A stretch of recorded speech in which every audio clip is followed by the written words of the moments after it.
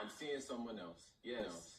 And to be honest, I thought you were seeing other people. Too. The first night we met, you said you want to have fun. No labels, no pretenses, no strings attached. And I told you that was perfect for me because I'm ethically non-monogamous. You said that was cool. That was 5 months ago, Seth, and we were having some kind of sexy one-night stand. But now things are different. Unless I am the only one here with real feelings. You're not the only one. Quinn, girl. Why do you keep doing this to yourself? Look, I just have the capacity to love more than one person at the same time. That's how I'm wired. Monogamy just doesn't work for me. Monogamy is a choice, Seth. Is it? You're not limited to one close friendship, right? No. Because we have different friends that fulfill different needs, and nobody thinks you're crazy for maintaining more than one friendship at once. Why is romance the exception? Because it is. For me. Especially after I've fallen in love. I cannot wrap my mind around signing up to be cheated on. It's not cheating. That's the ethical part about it. But seriously, I wasn't trying to hide anything. I don't want to hide anything from you. And these aren't just random hookups I'm talking about. You can always know who I'm with, what role they play in my life. I love you, Quinn. And that shit is so real. Please don't let this change anything. Seth, I want kids. I want a family. I want to build a life with somebody. I want the same things, and I want them with you. Quinn, I want you to be my primary partner. Look, we'll have a great life together. Our kids will be raised in a happy, healthy, and stable home. You'll be fully supported financially, emotionally. Quinn, I could give you everything you want if you just let me.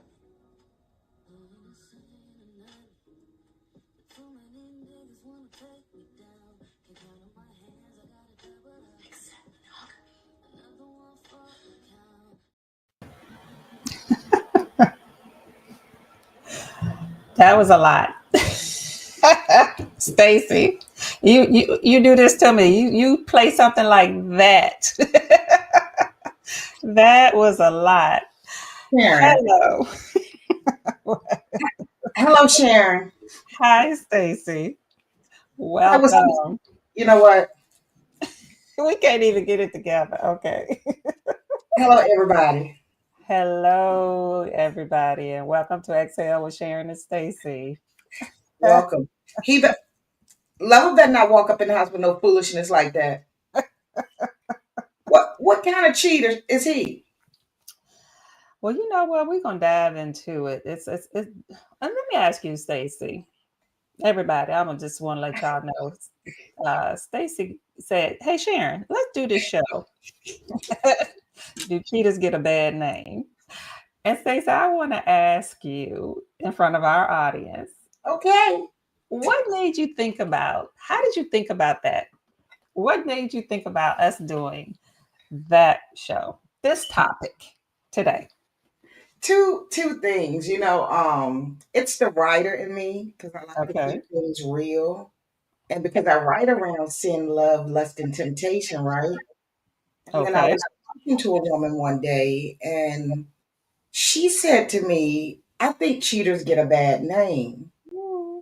Light bulb went off because I am one that speaks on both sides, not Mm-hmm. condoning cheating, but Okay. I think there's a difference. And then I find out, Sharon, of course, in that awesome book, you wanted to talk about it. So, you know what?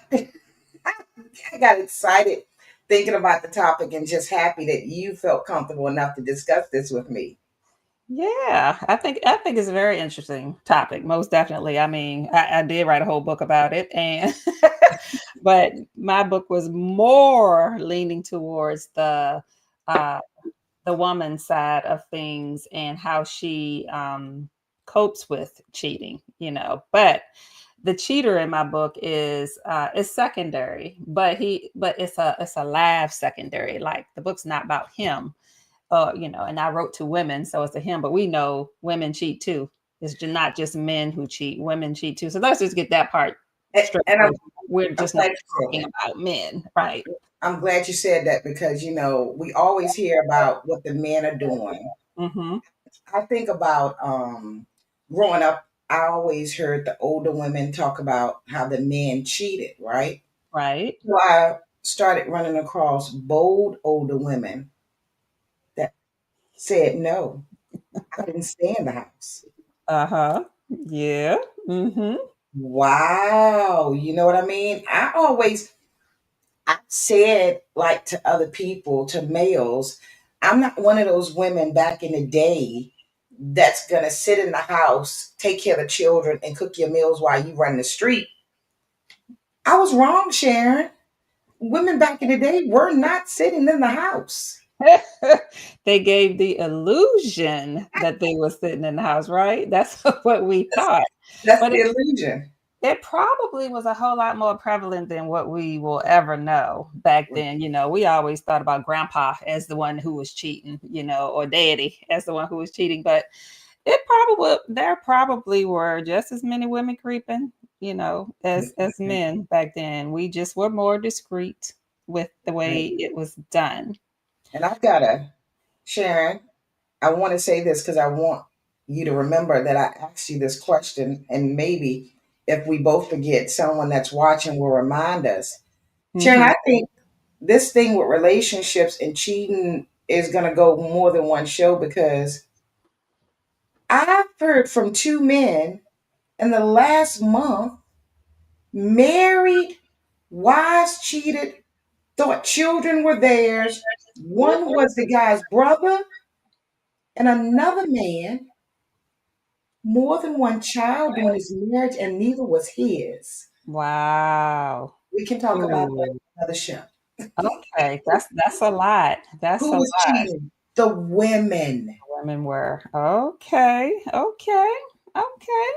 Okay. Well, so um, so the question is, do cheaters get a bad name? Um, let's talk about the difference. In my book, I got a chapter on the difference between a cheater and a man who has cheated. But we can put woman in there too. There's a difference between the cheater and the man or woman who has cheated. Okay. Okay, so Okay. let me break it down to you. Okay, the all of us. Let me just say this, and I probably get some backlash from this because there are probably some people going to say, "Not me," but all of us, I believe, are susceptible to cheating. Monogamy is a choice, and there are some who choose not to exercise that temptation, who not to give in to that temptation, and that there are some who choose to give in to the temptation. But we all are susceptible to being tempted. Therefore, we're susceptible to cheating. But the person, I'm not going to say person, the person who has cheated is very different from the person who is a cheater. Okay. So the cheater, I'm going to start with the cheater. The cheater cheats by default. The cheater has cheated on everybody that they have ever been with, has never been faithful to one person. The Okay. cheater will justify their cheating. It's not against their value system to cheat. They will justify their cheating. They will tell you what you haven't done, what you should be doing, what you could have done to keep them from cheating. If their needs aren't met, they will cheat. If they don't like the way you look anymore, they will cheat. If they don't like the way what you said, how you treat them, they will cheat. Cheaters will look for the opportunity to cheat. It's in their DNA. They, as a sport, they will cheat. They don't have a lot of remorse about the cheating because they can justify it by what you did or what you didn't do. There's not a high level of remorse. And if you're going to go to them talking about working through it and making changes, they may modify some behaviors, which makes you think that they've stopped cheating. But in essence, they are just getting better at the game. The cheating will continue. Now, can a cheater stop cheating? Some do stop cheating. eventually, but it has absolutely nothing to do with you and how you feel. It would be them just getting tired of the running, but that's your cheater. And That's the runner. that's the cheater. Okay. The person who has cheated is different. The person who has cheated is a person who it's not in their value system to cheat. They never set out to do it. It was not a conscious choice to cheat. But circumstances and situations put them in a vulnerable place, and they didn't realize their willpower was not stronger than the temptation, and they gave in to the temptation. Now, someone's going to say, Sharon, you've just made an excuse. No, because this person will be remorseful. This person has a conscience about what they did, and they will never cheat again. And they want to know why they did it. They will take the time to look inside of themselves to say, how did I get caught doing that? What made me vulnerable to and susceptible to cheating? That is not what I want to do. They will feel so bad about what they did. And their apology to you is going to be the change behavior. And they will do whatever is in their power to never put themselves in a position to do that again. Very different from the cheater. Very different. Now go ahead. What were you going to say about that?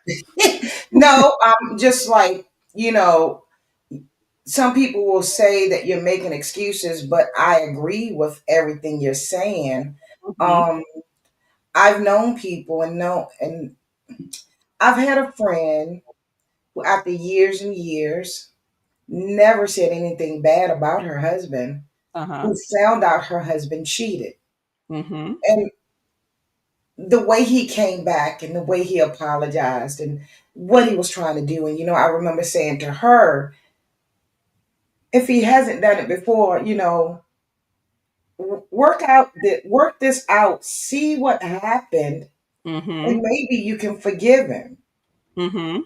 And I had to explain to her, I'm not saying that what he did was not wrong, but like you said, there is such a thing as cheating and feeling remorseful. And I think Yes. Yes. temptation is a terrible thing to the flesh. Oh, yes. Temptation will break a strong man or woman down. Yes. Yes, it will. Uh-huh. And we're human. And we are human. And I like that you said some people will say you're making an excuse for them because, of course, Stacey, when they come to us and they say everything that I just said, what we gonna say to them? You making excuses. You trying Right. to make excuses for your behavior. You should have never done it. And da, da, da, that's what we're gonna say. And I get it. But at the end of the day, if this is the some people can forgive it and some people can't. Let's just say that. And I'm not saying either way is wrong or right, but some people can forgive it and they can work towards building a stronger relationship and a stronger foundation for a relationship. And some people can't. Some people can't get over it. Some people will never be able to look past the fact that you did that. And those are the ones who should leave the relationship because if you can't get over it, that means that is a debt that that person is never going to be able to pay, and you will never bring all of your heart back into that relationship. So know who you are.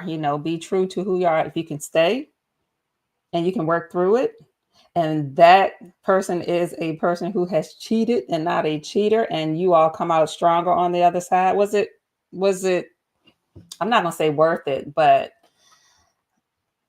do you feel that you made the best decision because you got a stronger foundation and a stronger commitment from your partner as a result of this crisis that came into the relationship?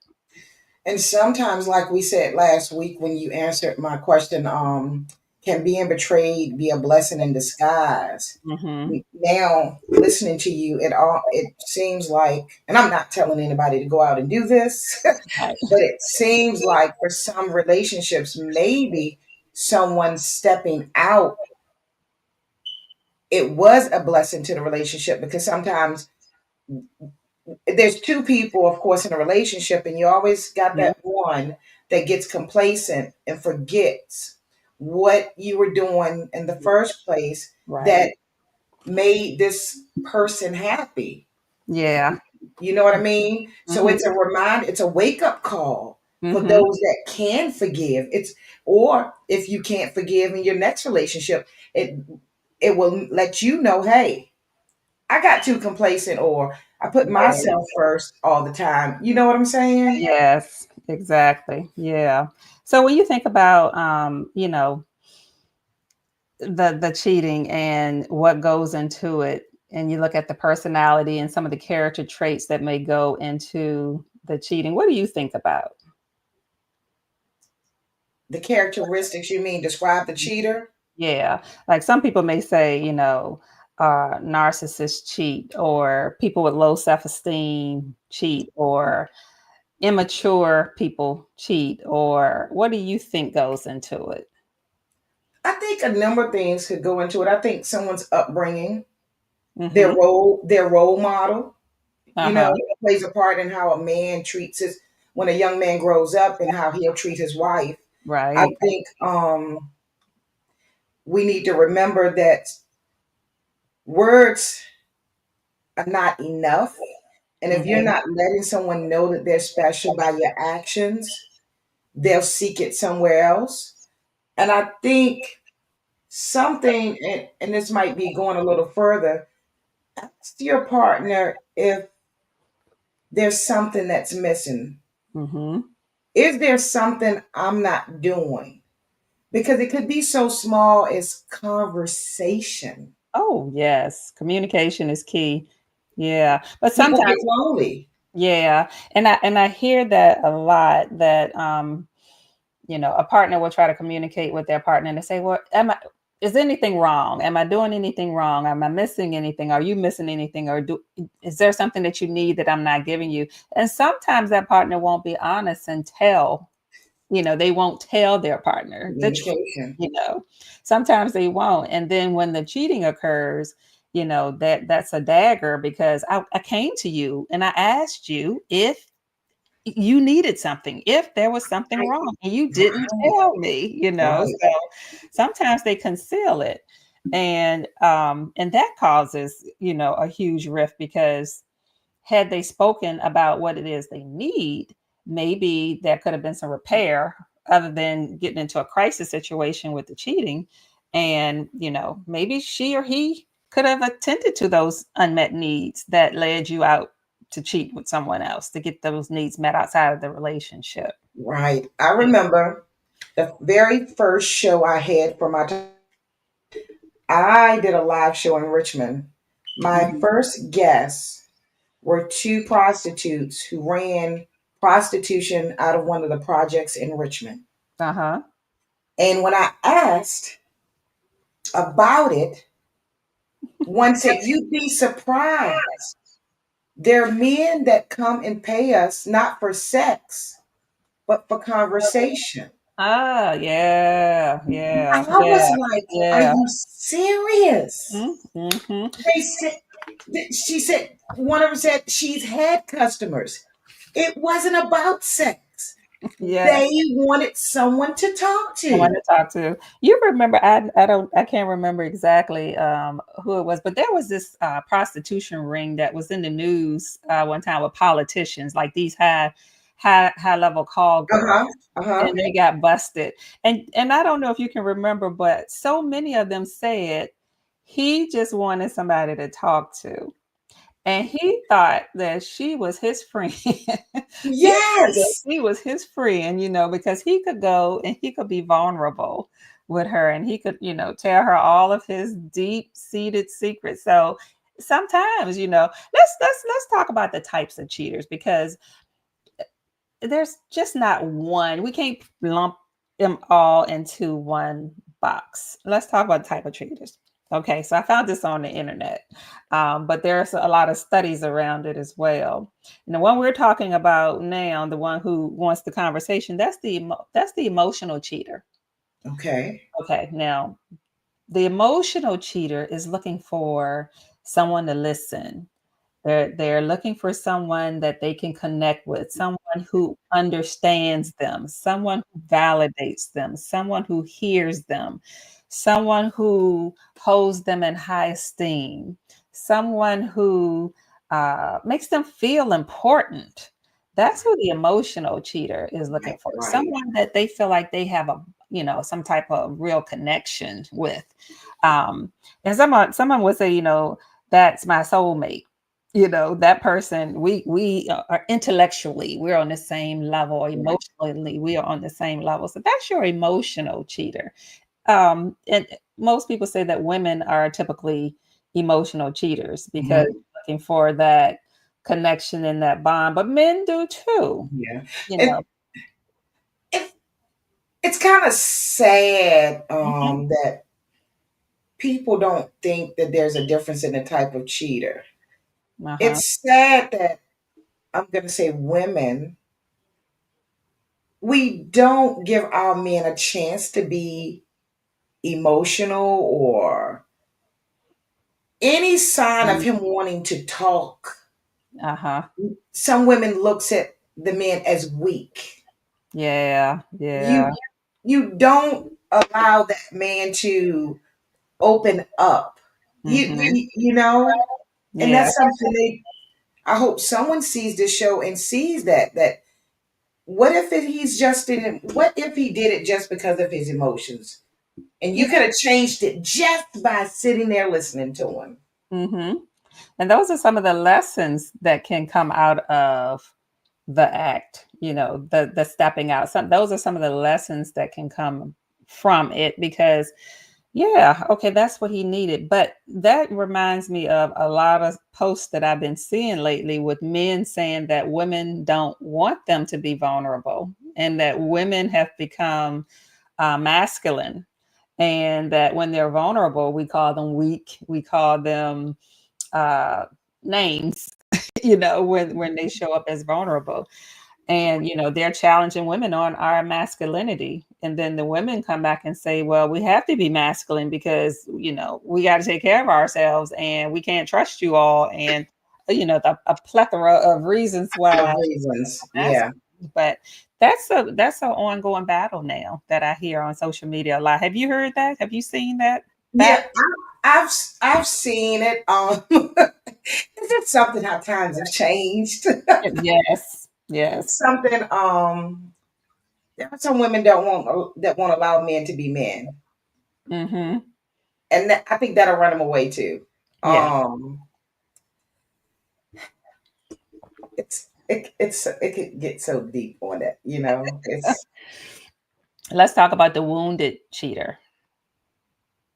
The wounded cheater has childhood wounds and attachment issues. He may have been neglected as a child. He may have been abused as a child. He may have um, unfavorable traumas and unfavorable situations and traumas in his life that have left him very uh, wounded and broken, and his self-esteem is not very high. Although some people can mask and make it look like they have a high level of self-esteem, sometimes their level of confidence is very low. And those wounds that they endured from their childhood, they bring into their adulthood, and they're looking for someone to heal those wounds for them. They haven't done their work. So the wounded cheater is the one who's out there looking for that one to fill that role that the mother or the father didn't feel. and see that to me, see it well, it started in the home. Started in the home. Yeah. It started in the home. Parents don't realize um, how what they say and what they do around children or do to children, how it can affect their life. Yes. And I think when you said what you said, he's wounded, right? Needs someone to talk to. My first thought is, I think by the time someone goes through school, they watch things on TV, they Mhm. mature. They should know by the time they're in their 20s or 30s, there's such a thing as a therapist. But then I have to stop myself and remind myself that some men, based on the way they grew up in their house, they think it's a bad thing to go get help. Yeah. Yeah. Therapy is a tough sell. It's the stigma is leaving now, but therapy for years has been a tough sell. And I will say for our race, Our people, right? yeah, it's been a tough sell, and African American men, but the movement, there are a lot of movements out there now where um, men are the stigma has been removed, and I don't have a whole lot of male clients, but males are now entering therapy at a higher percentage than ever before. So a lot of times when a male comes into therapy, it's with a woman because of relationship issues and primarily infidelity. That's the way they come in often. And then once they get in and they've come with her, then they may get to a place where they feel comfortable with the process and then do some individual work. Because I always say if there's cheating going on, some individual work needs to be done too. So are you saying more men are open to when you bring this to their attention? We have more men that they're willing to accept what their role plays in it, like that it's them and not the woman. That I guess if a man really loves a woman or a woman really loves a man and you go to a therapist, you better do the work you can if you want to keep that person, right? Right. You should do the work if you want to keep that person. Um, Let me say this. Well, a lot of people don't realize they're wounded. They don't realize why they're acting the way that they're acting. Those wounds um, can be masqueraded as something else, but coming to therapy, we can look deeper and we can get to the place where they understand this behavior comes from this wound, or your motivation is coming from this wound, this attachment wound, this neglect that you experienced, this abuse that you experienced, this uh bullying or whatever. They can make the connections then, but a lot of people don't really realize that they're wounded. Wow. Yeah. So Wow. self-awareness definitely is a key factor to coming to therapy, because it can heighten the level of self-awareness. Yeah. Have you ever, Sharon, have you ever ran across a couple? Have you ever ran across a couple that you realize the man just he loves this woman, Hmm. but he's just not going to be able to stop with other women, right? Hmm. Have you ever ran across a couple like that and tried to help them? Like, how does a woman, like what the video we just showed, or we Yeah. showed earlier? Yeah. What do you tell a woman about the man she loves that Mhm. says he needs to see other women too? So okay, so that we're gonna peel that onion layer back in two ways. You got your serial cheater. That's another type of cheater. Your serial cheater who is not going to stop cheating. And then you have this new um this new term they use, an ethical non-monogamy, where he's coming in the gate telling you that he is not a commitment type. He doesn't want one woman. He is Greedy. commit to one woman. He's coming in the gate. Now let's talk about him, the ethical non-monogamy, because he's coming in, he's being honest with you, and he's telling you that he is not going to be with one woman. That's not him. Monogamy is not his thing. He will treat you well, just like the video. He will treat you Take well. care home. He will take care of home, but he does not think that one woman and one man is the way that it's supposed to be. He feels that he likes variety, and he's You telling you he likes variety. you know, Sharon, I don't agree with this. But someone said to me one time, how can a how can a man not cheat when there's so much so many more women on this earth than men. Yeah, I've heard that. I've heard that, we You, outnumber them in yes, colleges and church and workplace. Well, and no, they that's hard for them. And that's hard for them. and yeah, I've heard that. I think that term you just ethical, non-monogamous. Non-monogamous. Uh-huh. I think that term, along with some others that I won't say, um, stop, Yeah, people. yeah. Stop it. Stop Right, taking right. things that you know are Mm-hmm. not right Mm-hmm. and changing it to justify what Your you're doing. behavior. Right. Now, the thing I will say, you know, the serial cheater back in the day, Stacey, we used to call him a player. You remember you call him a Player. player? Yeah, Yeah, yeah. he just a player, and everybody know the player. He is not gonna settle down. He fun, he charismatic, he dressed nice. You're gonna have a good time with him, but he is not going to commit to you. But you know what? When women, we were told that, we heard that. Uh-huh. For some reason, women are attracted to bad boys. Attracted to the player. Exactly. How does he become a player? If we ain't attracted to him, that's how he got a number of women, because we attracted to him, right? So my thing is, the player ain't really, he got a whole lot of lies and a whole lot of game with his thing. But the ethical non-monogamous man is being upfront with you. He's giving you a choice. I would have to respect that. You're giving me a choice. Yeah, yeah, because he's not doing it behind your back. Exactly. He's telling you what he needs. Or So she. or what he or she needs. Yeah, because women are doing it. I've seen some reality shows like Exactly. that. But Uh-huh.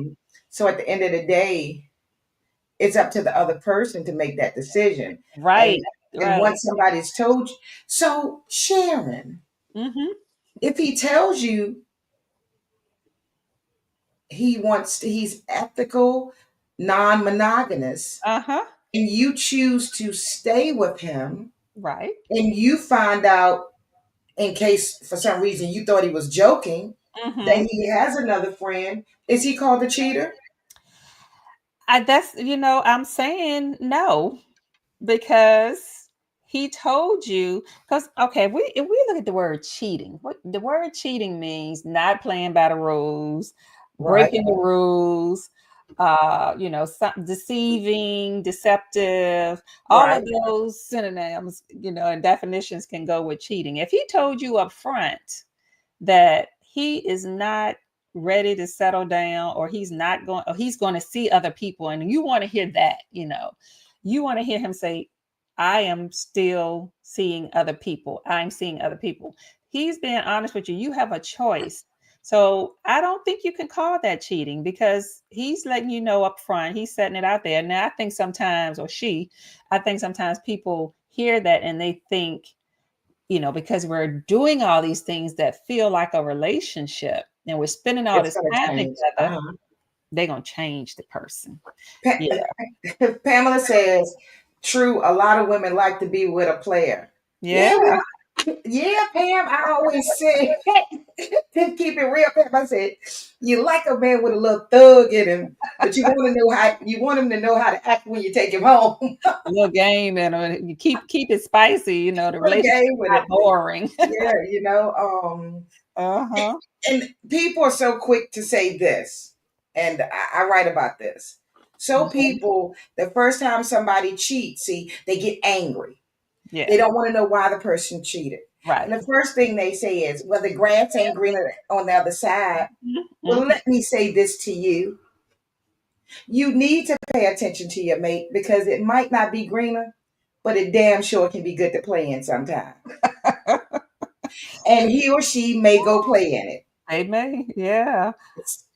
We Uh, listen. You know well, what? listen, let's talk about the revenge cheater. How about the revenge cheater? is, Yeah, because you did it to is that me. okay? Is Sharon? How do you handle people like? Is it okay for him or her to get revenge? Does two rights make a wrong? Two Two rights, wrongs make a right. two wrongs don't make a right. But the revenge cheater feels justified, right? They want that person to hurt just as much as they hurt when they found out about the cheating. How can And sometimes people have come to me and they have said, after I cheated on him or her, because that person cheated on me, I could get back in the relationship. I could stay in the relationship. There ain't no really? healing. There's been no healing in that, in that scenario right there, but it allowed them to stay in the relationship and they didn't want to leave. So they did the revenge thing so that I got my lick back. I'm good now. Yeah, I think everybody gonna be mad at the house. Every time something come up, somebody gonna get mad. But Uh-huh. but this is what I forgot to ask you about. Which one of these people that you've described, these cheaters, Mm-hmm. is this person? The person that's cheating tells the mistress or the mister on the side, Mm-hmm. it's okay that I'm doing this because you actually make my home happier. I've heard people say that. He or she believes that because they chose to take someone on the side, this is why you still have me as your wife or your husband. Yeah. Uh-huh. I've heard people say that too. And What kind of cheater is that, Sharon? A ethical non-monogamous, that's not because the wife or the husband don't know that right? going on. So it's not ethical, ain't unethical in it. But a lot of people say that they will find somebody on the outside and that person gives them what's missing in the relationship with their partner and it keeps them with the partner. um, I say work through what the blocks are with your partner and be real with yourself to see if your partner can bring, that level of whatever that need is into the relationship. And if they can't, then maybe that's not the person for you. If you have to continuously cheat, then maybe Right, that's not the person for you. If, right. if there's something missing to that extent. And I think it's selfish. But If it's you very, know, yeah. I'm sorry. Go ahead, Sharon. Go ahead. But because if you know one person can't satisfy you, or you're not getting one person can't satisfy you, yet you're still trying to hold on to this other person. I think that's very selfish. Yeah. Mm-hmm. I It's think that's very selfish. And There's a level of entitlement there. There's a level of selfishness when you there. said being narcissistic, Uh-huh. Yeah. mm, That will breed a cheater. Definitely will breed a cheater. Um, you have one that's called the self-destructive cheater. And the way they describe the self-destructive cheater is really interesting. The self-destructive cheater is the person that gets really, gets in a relationship and starts really catching feelings with you. But this person has attachment issues too. mm-hmm. And then they get afraid that you're going to reject them or abandon them in some kind of way. And they start sabotaging the relationship. Yeah. They start sabotaging because they're afraid of the level of commitment that they're feeling. And they're afraid that they're going to get played or, abandoned or rejected or whatever. So they cheat. And you know what else? Karma. Mm, Some uh-huh. some people think because they cheated, they get in another relationship, they can't enjoy the relationship because Right. they thinking karma gonna get them. Exactly. That's Can't right. get over, they can't forgive themselves for what they did. You know what I mean? Exactly. That's exactly right. Yeah, exactly. Whew. And then you got the sex addict. You're the Sharon. You're the therapist, Sharon. What do you Is think it? about that? What do you think about that, Stacey? The sex addict. See, here's the thing. Another term to justify why somebody's doing something. Do you feel like it's a justification? See, I'm very careful because I don't know how your hormones are. Right. But and see, that's the problem. The minute they say they're a sex addict or whatever, we say, oh, they can't help it, right? Mm-hmm. But I think we go back to once again, if you can't help it, you shouldn't be married. Exactly. Right.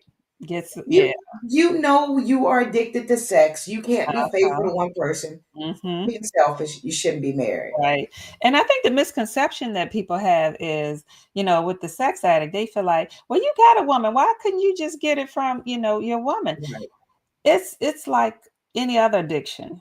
It's like they crave sex. They want the thrill of the sex. They want variety. They want um they put themselves in these situations that could be really risky to get sex. They do pornography. They do a lot of masturbating. I It's wanted just a strong urge for the sex, for the I act of wanted sex. I wanted to ask you that. I Hmm. wanted to ask you, um, since we're talking about cheaters, Uh-huh. if he or she is into porn, Hmm. they never leave the house, but Hmm. they look at a lot of porn, right? Right. Right. Is he or she a cheater?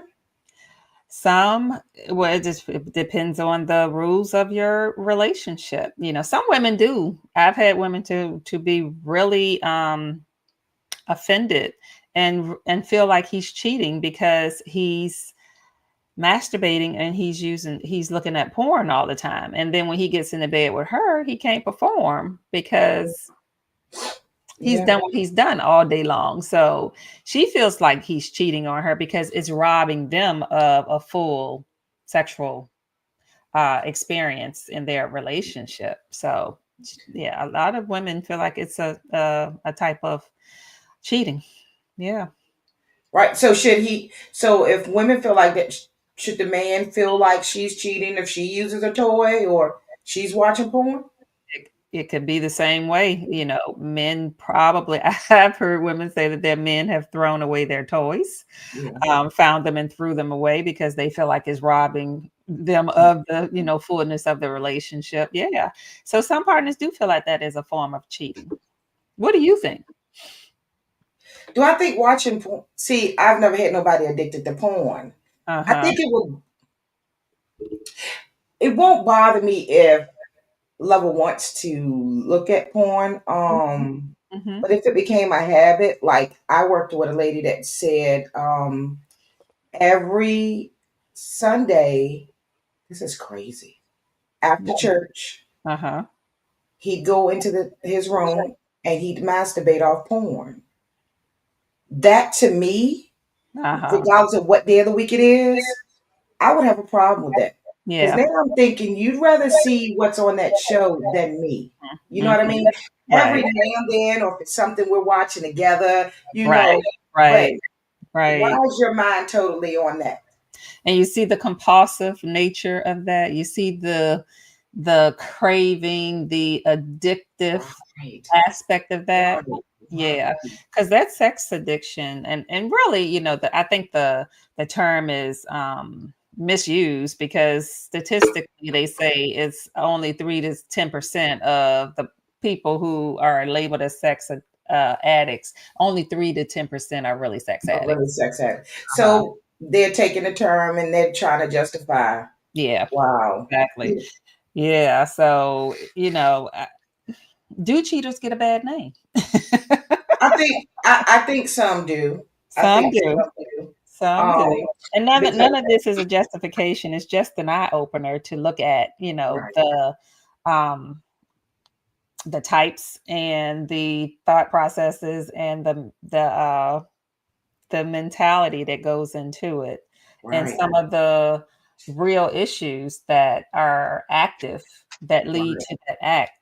Yeah. Right. So I think some people, based on some of the characters that you describe, some people, yeah, they should have a bad name, especially if they're being selfish. But Yeah. then others, you do it one time. I'm not saying you can go out and do it one time, but I mean, I truly believe that the spirit can be strong, Mhm. but the flesh can be weak. Exactly. Yeah. I truly believe that. And Yeah. when backed in a corner, Yeah. And I would say cheaters may get a bad name because they are using sex as a utility to get what they need. right, right. And a lot of times it's not even the sex that they want, but sex is a vehicle to get the need met, the Right. attention, the, the boost in the confidence, the strokes, the feeling of importance, the level of acceptance, all of that, Right. trying to get a need met in that way is wrong, because you got to get to whatever the core The issue. core of the problem is. Got to get to the core. Yeah. Wow. So, is this a good time to describe your books, what you write about? So my book is The Truth About the Lies, What Women Tell Themselves that Keep Them Stuck with Cheating Men. And my book is looking at the narratives that the women create when they're with a cheating man, because they aren't ready to leave him. So the narratives that she creates when she's trying to cope with his cheating, how when you're with him and you're trying to stay in the relationship, then yeah, that's my books. Definitely. You're trying to stay in that relationship with him. You're abandoning your values, your needs, your wants. You're going to become a character image of yourself. And so my book breaks it down, some of those characters that you become in the process of trying to cope with his cheating. So the truth about the lies, what women tell themselves that keep them stuck with cheating men, is the name of my book. And I have a workbook and journal that goes with it. Yeah. Now, what Okay. about you, Stacey? I know you have some books. This is what I love about being you. Leave it to Sharon. Sharon's gonna help us. Mm-hmm. Stacey's trying to help you. My books are basically like, I'm keeping it real with you. I'm talking about things that you want to talk about with your girlfriends, but you don't know if you should talk about with your girlfriends. Okay. I'm reminding you that the spirit may be strong, Mm-hmm. but the flesh may be weak. Okay. People say the stories are entertaining, Sharon. I'll give you an example. We're talking about cheaters. Okay. So in my book, one of my books, we talk about, I guess, the man that shouldn't get a bad name, perhaps, Okay. Okay. um, because he's a praying man. Mm. He tries to talk to his wife. And you know that old saying, don't have a bunch of women coming up in your house? Oh, yes. It's real. Uh-huh. So I guess my stories they're entertaining, Sharon. But they're real. But they're They're real. real. Uh-huh. Someone cheats. I'm going to tell you why they cheat. And I honestly believe this. He or she may not want to go back a second time, Mm-hmm. but it was good, whether they liked the fact that it was good or not. And someone at home still ain't paying attention. What's the name of that book? Here we go. All right. Sins of the flesh. Uh-huh. One sins of flesh, one sins of flesh two, and then Secrets of a Suburban Chick, all on Amazon. Okay. Okay. So you read my book, and then you go get Sharon's book, so you do the right thing. Got you coming and going, right? It's been great, Sharon. It's another great show, Stacey. Well, we hope you enjoyed tonight, and we hope that some of this topic that we talked about, some of this information helped you to exhale. Yes. Yes. And we'll be back next week. Same day, same time. Thank you, everybody. Don't forget, look at the bottom. You can follow Sharon and you can follow me. You can contact both of us. And until next time, have a great night. Good night. Good night, Stacey. Good night.